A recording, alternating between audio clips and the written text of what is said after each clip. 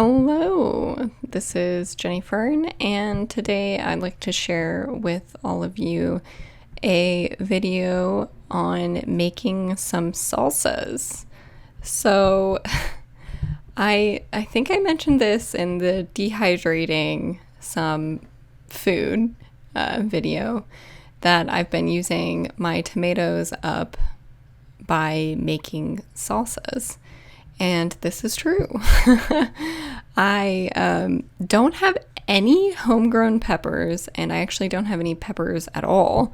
So it's very loosely kind of like, it's not a true salsa, but it's close enough to pico de gallo that it's like, okay.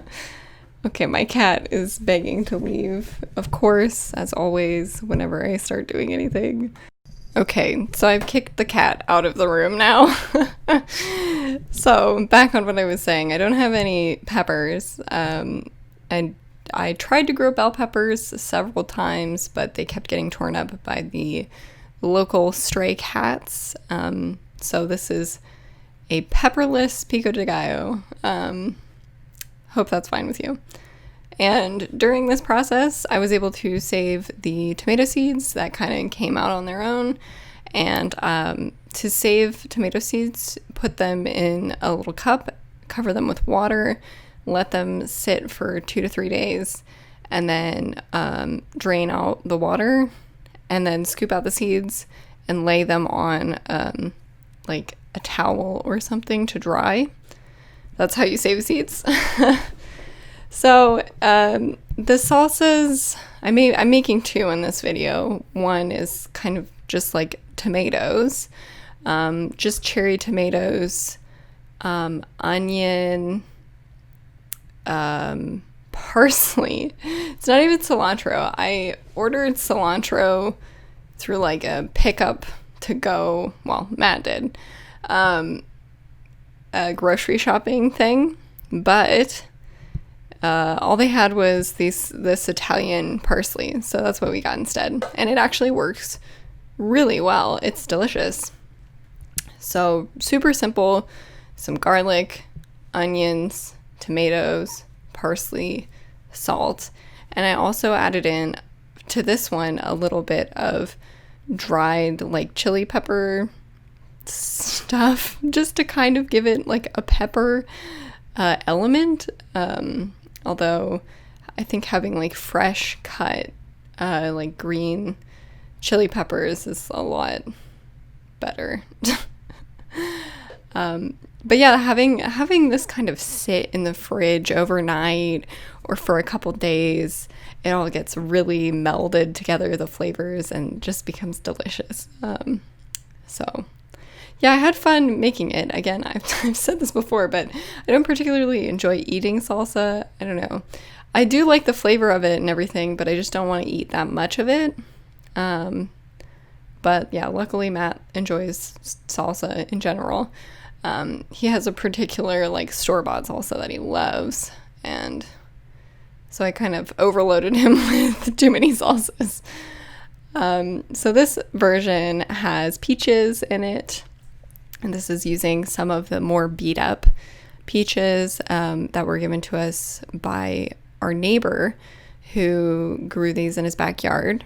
So I'm just taking off some of the bruised kind of maybe like bird peck or like worm hole kind of parts of them, and then chopping it up just like into the little chunk size pieces like the tomatoes. And all of these fruits and vegetables and all that, they combine together to make just like a beautiful liquid.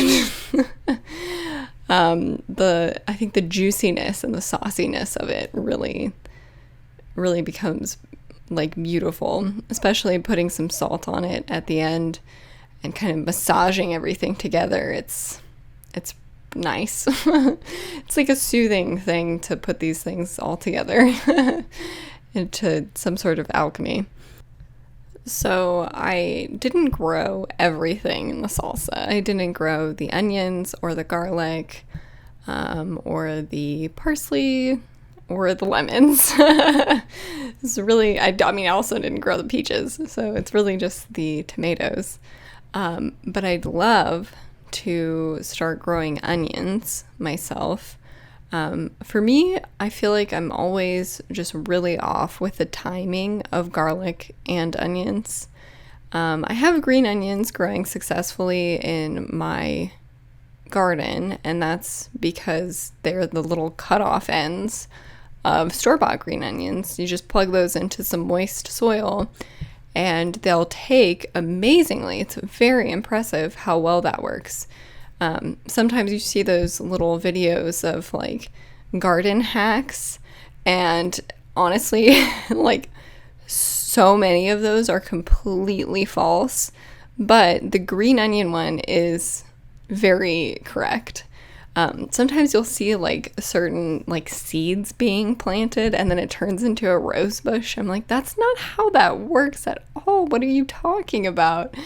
So yeah, some of those videos are terrible, but there's like, I don't know, maybe 70% of it is not real at all.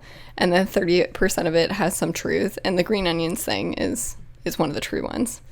So I'd really like to be able to grow some onions and garlic this year, or this upcoming year, because I think that's kind of, I don't know, it's fun. It's like there's some things that are relatively cheap to purchase at a grocery store, and there are certain things that are super easy to grow in your garden that are actually quite expensive at a grocery store, like, I don't know, kale or something like that.